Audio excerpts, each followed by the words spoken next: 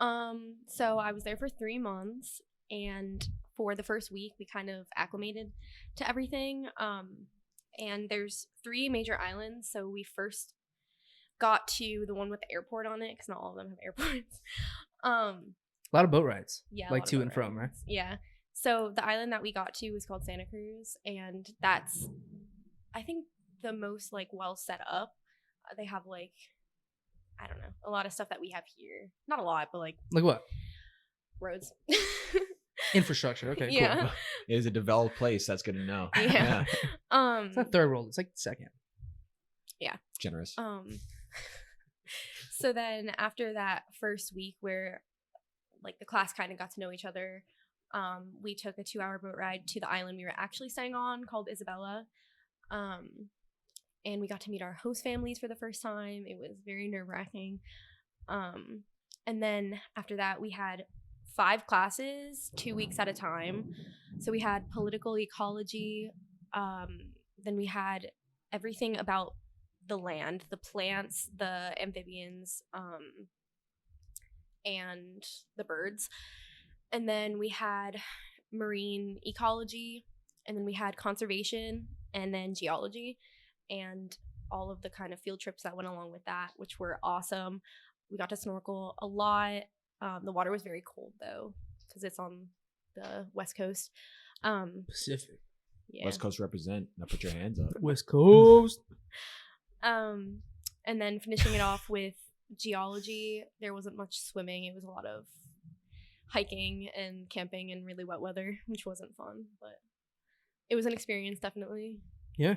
Take us into a little bit more detail about living with strangers, essentially, for 3 months. How was that living situation? I mean, you had your own room and things like that, but obviously you have to eat meals with them and laundry and rest, studying, things like that, downtime. Yeah. Well, the hardest part was the language barrier. Before we got there, they kind of made us fill out all these forms saying like our level of Spanish and stuff like that, and I was like, none, I don't know any Spanish. And they were like, okay, we'll match you with the best family, and then they put me with a family that spoke no English, and I was like, perfect. But it all worked out. My Italian helped me a lot, so I could definitely understand a lot more than people who didn't know any, like other people who didn't know Spanish. So we made it work. But I ate breakfast and dinner with my host family every day. Lunch we had at restaurants. And yeah, it was strange. A lot of the meals I ate, I didn't know what it was. Which it wasn't really an issue. I would always say, like, what are you eating? She's like, I don't know. I'm like, what do you mean? You're eating stuff that you don't know? And she's like, yeah. I mean, there was only, so out of the 3 months that I was there was only one meal that I like didn't, it wasn't bad, but like I didn't really like it. You know? What was that? I have no idea. No idea. I have no idea. Kim, if I put food in front of you and I was like, just eat it. I'm like, what is it? Like, don't worry about it. Would you eat it? Depends on how it looks. True. If it looks like food, then I'm eating it. It was a lot of like fish and rice and stuff. Like it didn't look foreign. I just didn't know specifically what it was. Yeah. And even if I asked, they would respond in Spanish, and I'd be like, okay, I still don't know what that is. Like, not very helpful. Yeah. Nice. But the laundry and stuff was definitely weird. Kind of like, it felt weird asking them to do things for me when I'm like a guest in their house. Mm-hmm. But they were really nice. I loved my host mom. I still keep in touch. Did you do any like hobbies while I was there? Yeah. Swimming.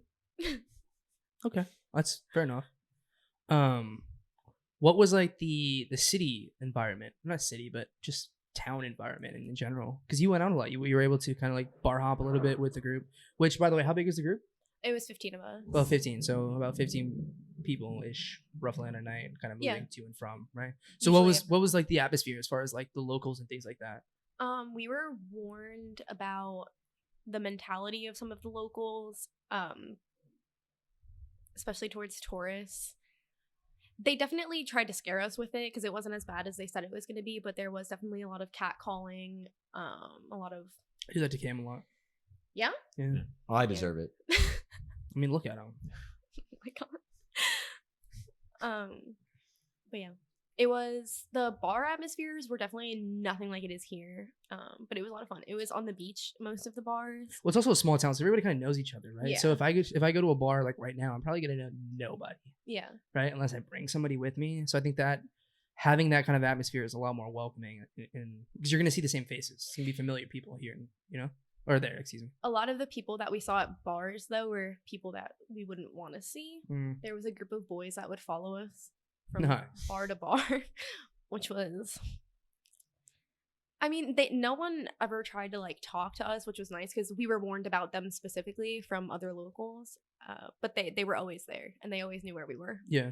So she texted me probably like a weekend after they settled in. They had like some sort of like meeting, and she was like, "Yeah, there have been people that have gone on this trip who were raped and things like that." And like, what a great thing to tell your boyfriend who's completely powerless, like thousands of miles away, right?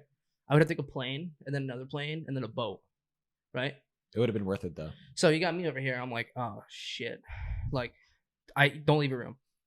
You know what I'm saying? Not actually, but that's just crazy. And then the fact they also told you is like, you can't do anything. Like if you do anything, then you're gonna be in trouble. Yeah, I think that was the hardest part to digest, where they were like, you can't defend yourself. Like this might happen. Imagine, like, Cam. Imagine I just attack you. You just gotta take it. But you might like that. Never mind. Listen, don't ask me. Yeah, it's insane. That's insane. But we had a lot of systems where we all kind of lived not around each other, but we had people that would live near us, so we'd walk home together. So yeah, it was fine. Obviously, like the buddy system, essentially. Yeah. The biggest threat were the dogs. Yeah, just wild dogs, right? No. Neighborhood dogs? They were technically owned by people. They have a dog issue. They were technically owned by people, but they didn't have like a big enough house or maybe not enough money to buy food for them, so they'd just be out on the street. And at night it was scary. Yeah, because they were all big dogs. They weren't small. Didn't you chase ones? Yeah, on a bike. Yeah. What about when your mom came to visit? How was that? What'd you guys do? Oh, that was good. I left my island that I was staying on, and we went to the two other big ones, San Cristobal and Santa Cruz. And we did a lot of the tourist stuff. We were on boats. We were snorkeling. My mom hates the water, so that was pretty wild. How'd you go into an island in the water? She expected it because you have to do it. She enjoyed it though. She loved it, right? She loved it. Yeah. She got a little sun. Yes, on her feet. Yeah. I told her. Oh, dude. That is. Oh.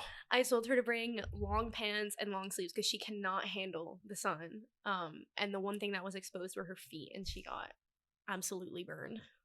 Yeah, that's rough. Imagine. The only thing just being your feet burning. I've had foot burn. It's so uncomfortable. Yeah. And you can't like put aloe or anything because then your shoes get all squishy. Ew. Yeah, you're walking around barefoot. And then you get burnt more. Yeah, you're right. Actually, I don't even think they had aloe. I mean, if they did, it was probably like $25. Yeah. So what sort of, in comparison to, I guess, the American lifestyle, like what was so like significantly different? The service was horrible, like phone wise. We couldn't surf the internet or like at all. It was so bad. But you could surf the waves. Let's go. True, we did do that. Yeah, I got hit in the head with a surfboard, and I was like, never mind, I'm done. Yeah, that was definitely probably the roughest part. But I don't know. There were like no cars. That was wild to see. There were no credit cards either. That was crazy. All cash, right? Yeah, there was no bank on the island. Wow. Yeah, all cash.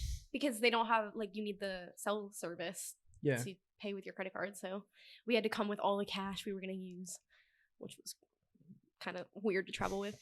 Yeah.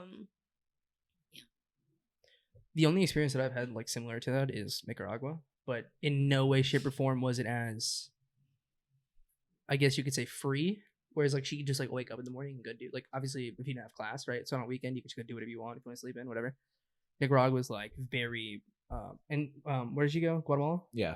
I'm sure, same way. Very, like, time-based as far as, you know, what you're doing, when you're doing it, who you're doing it with, and things like that. Those experiences are so much fun, though. Because, like, you do it again, right? Oh, definitely. Yeah. Now, let me ask you, would you ever live there? Not for like an extent. Like I wouldn't move there and be like, this is where I am for the rest of my life. Like, what about for work? A year? Yeah, definitely. I can get that. That's cool.